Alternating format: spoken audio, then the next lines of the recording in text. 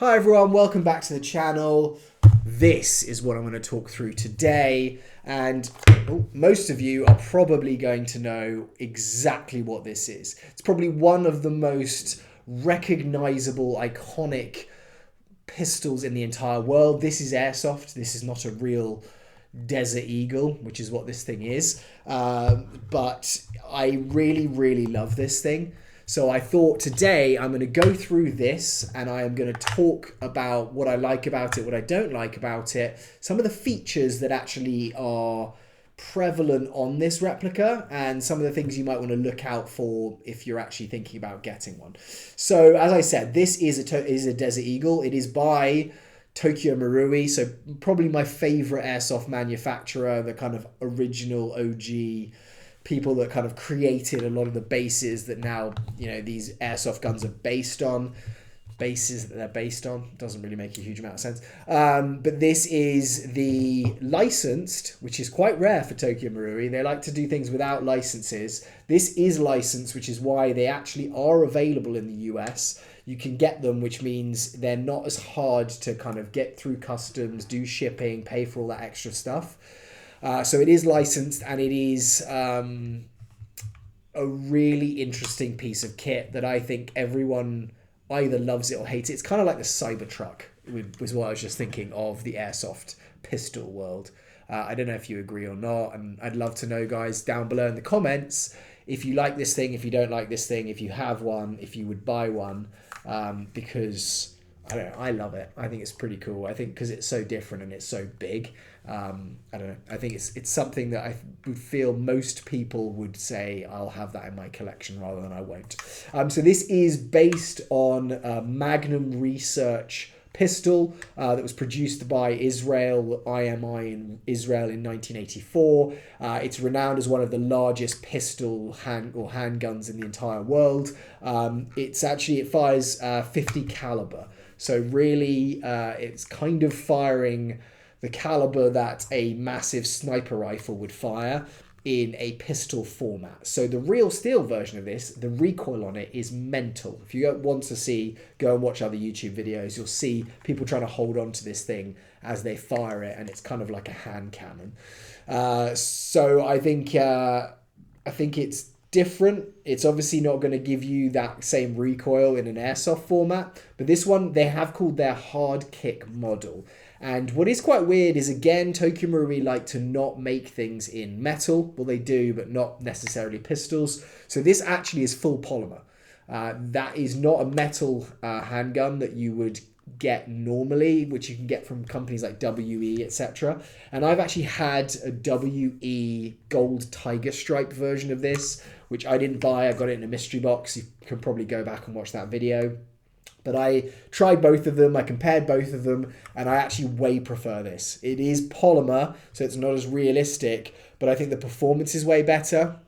The feeling of it, just how it kind of feels in your hand, and kind of the quality is great, considering it is plastic. It's got like real trades on it here, as you can see, which the WE one didn't have.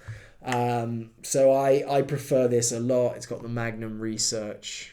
It's so hard to get this in here. It says made in Japan, which obviously isn't probably a real trademark. But I'll show you guys how this performs. These mags also are pretty big. So they're easily loadable. They've kind of got the gap right there where you can put the BBs in, pour them in and put them down. I'm not going to put BBs in this. Let me just make sure this is empty. Yeah, I'm not going to put BBs in this, but I'll give you guys an idea of what it fires like. So the slide release is here. It's big.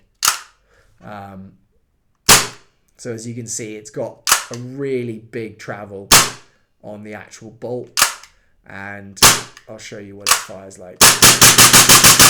So it's snappy, it's fast. The actual trigger doesn't move when you whack the action, stays where it's at. I'm not sure if that is real to the real steel. I presume it would be. Safety on this is massive. So it's this guy here. Flick that down, you're in safe. Flick that up, you're obviously in fire. It has got a hammer on it. One thing I would say is it's kind of useful to have the hammer on an airsoft pistol. But if you see what I mean here, you can put the hammer back. It's not actually going to fire. Now that's different with other replicas. I talked through the USP Compact in another video. That one will actually, with the hammer returned, it will fire from 0. One thing though is if you're doing that and you haven't racked an actual BB into the chamber, it's kind of pointless because that first trigger pull is going to have nothing actually in the chamber.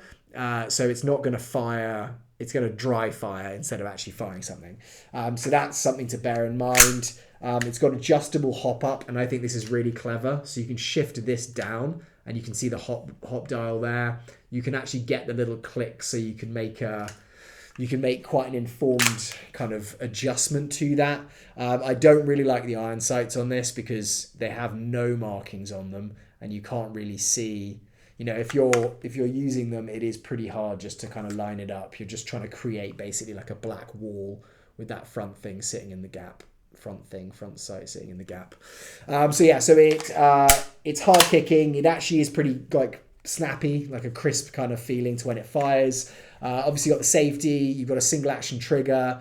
You have also you don't have a rail on this. So there is no, you can get versions from other retailers where it will have a Picatinny rail under here, so you can attach things to it. I have to say I would never really attach anything to it. I don't know why you would. You know, if you're putting a flashlight on it for CQB, etc., this isn't the best pistol to use as CQB. It's massive. And so therefore kind of like coming round corners with this thing, it feels very cool, I'm sure. But I don't think I've ever seen someone playing in a CQB field with one of these. So I don't know if you feel differently. Let me know if you have. So I don't know. It's also that iconic look. So I think you probably want to preserve that in some way. Going back to how big it is, though, I've only used this in one game ever.